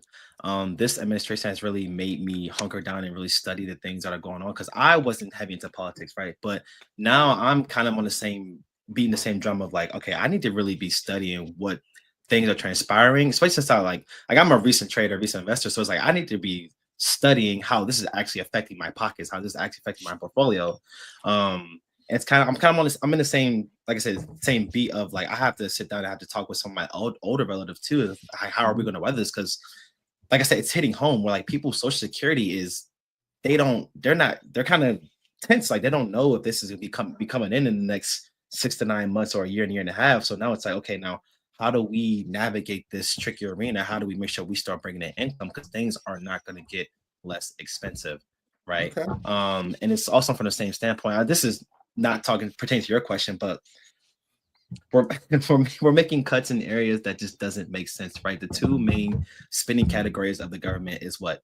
Defense and Social Security, right? So we're making cuts to the Department of Education when we're like the less educated country in the entire world. It does not make sense. It just doesn't make sense to me, right? But like I said, I'm hunkering down. I'm really staying diligent, resilient, and being fluid. Really being like Bruce Lee, being like water, right? And really just trying to navigate this tricky until they shut off the water supply. Look, and then we're revolting. Look, it's gonna be if I had to be the purge sirens might have to start going off. But yeah, staying resilient, man. Tune in real quick. What you got? Yeah, man. Look, I've been talking to folks that are moving out of the country, right? So one of the things that you got to look at is that, you think about U.S. as, this giant of nation, right? And, everyone wants to come to the U.S. You're already telling people, we don't want you, stay your smart self away from the U.S. We want to deport all of these people, but yet, if you want to come to the U.S., you got to pay $5 million. What was it that they were talking about? Or something ridiculous, right? So a lot of people that would have be like, let me get on your plan, right? Can I sell mine for $5 million, bro? Like a trade-in. Costa Rica, here I come. I wonder how many. Hey man, look, think about $5 million. I'll let you go. Y'all. You can go. Think about Africa first, y'all. Y'all talk about Costa Rica, all of this. Your money could go a long way in Africa. I tell you this. Look, we can talk about it another time. But anyways, hey, look, I'm telling you, you gotta enjoy. If you've never been to Africa, I would implore you guys to go check it out. Not just Nigeria. I mean, you talk about all these other beautiful places. But anyways, I digress. Right, coming back to what I'm talking about. Can I do what my parents did around when they were my age? I don't know. It's really hard to do that, move your family from a place, from what you used to and just uproot them and leave. And a part of me thinks about, is this their agenda anyways, to try to get rid of a lot of us from Africa, from America and move elsewhere so it can be, the land of them. Yeah, but that wouldn't be beneficial to them, though. And you handicap them at the knees. Look, is anything they're doing beneficial to them? They don't want nobody doing the regular jobs that people don't want to do. Remember, burn down the apartment. Come on, burn down the apartment building before they give you a room. Okay, Mark. Wait, hold on. Wait, what's the question for me? Yeah, what you got? Bro, I live in Washington State. I ain't got to worry about all that. Mark said, "I'm rich, bitch," which is part 2 of my thing. He did it. Hey, look. Yeah. It's in the jar. I got you. It's in the jar. I did. It was this close. It was a phrase. Look, hey, look, Hey, where am I, I got D'Angelo last week, so look. All right, I'll put the money in the jar. It's all good. But yeah. All right, but yeah. So I mean, all jokes aside, I mean, I'm focused on one specific mission: road to 3 billion. Okay, that's it. Road to 3B, and then that's it. There you go. Innovate by any means necessary. Focus on what is it that I can build. Yep. I mean, sooner or later, the same folks who will that have ultimately made stupid decisions will come back and look at us. Like I said, you're average until you were right, and then when you're right, you're a genius. So, yeah, I think as a community, we just got to stay focused. Yeah. Look, don't let the tweets in all caps scare us. Let's just stay focused. Look, I let the ignorance. Look, since 2021, I let the ignorance be catchy. I let it be loud. And I let it do its thing, but sooner or later, got you. The real, play. Okay. Couldn't live with your own failure. What did that bring you back to? Right back to me. Well, what about you, Charles? I'm very curious. So, from your standpoint. So just listening it, and I really love this group. I mean, I know we got one missing today, but Prentice brings out some stuff, man, that I hadn't thought about in years. It's amazing how he started cooking on stuff. I'm like, that did happen. And yep, that did happen too. I forgot all about it, but I like to hear the different perspectives because, D'Angelo being young, you got Prentice, with young kids, you got, Tunde with young kids, you got, like Mark say, I'm in Washington, I ain't worried about all this, so you kind of just hear about it. And the good thing that I'm hearing in this group is everybody's focused on what they believe they need to do to weather the storm. Yep. And I think the message that we want to leave to everybody who is going to listen to this is, we've been getting questions, what are you guys doing? How do we weather this storm? It's like, look. Oh, was this the question for everybody, to give them, Oh, yeah. People just out there just wondering. Run the play. Run the play. 2025 is run. 2025 is no. 2025 is run the play. Like, look, run the play. Money. Look, get your surfboard and find a wave, and don't fall for the provocations, because that's what they want you to do. They want you to go out there and act a fool. They want you to go protest. Nah, get on the wave, and then get ready to get out when it crash out. Look, run the play. Yep, just like them. Get money. So then when the masses don't have it, like I said, our passport ready. Your average no. I don't even need, at this point, I won't even need a passport, because at the end of the day, America will need to rebuild. America will, like I said, remember the quote that I've been saying, and it's just been very silent. But Uncle Charles, I see he's been catching it. You're average until you're right, and then you're a genius. Don't let that go over your head. Yeah. So 2025, run the play. 2026, you still running the play, but yet at the same token, you very cautious. 2027, if it plays out how I suspected that will play out. Look, you already saw it coming in 2026. That's true. Look, sooner or later, and like I said, the American government is never going to be like a U.S. company, because the writing will always be on the wall. Like, think about it like this. You see it. You don't see it coming with companies. You have to wait till their earnings period for you to actually hear that there's something wrong with the American economy. You're gonna feel it. True. True. Real early. That's why they're never the same. But hey, guys, thank you so much. This was good. This was a great conversation, and I hope that people don't try to immediately try to run to the comments and try to argue and add us and everything else. But ultimately, take the time to actually truly watch the full video. I know that we try to listen for clips and everything else. No, listen to the full conversation. And then, ask us questions, or, give us feedback and everything else. Our focus here at the Come Up series was always having an informed audience. So let's live up to the expectations in which that we set forth. But guys, I'll be seeing you guys next week. Did I miss anything? Nope. I think we're good. Great episode, guys. I love it. Great episode, guys. Thank you guys for joining me, and we will see you all in the next one. Be chill, y'all. See you in the group chat.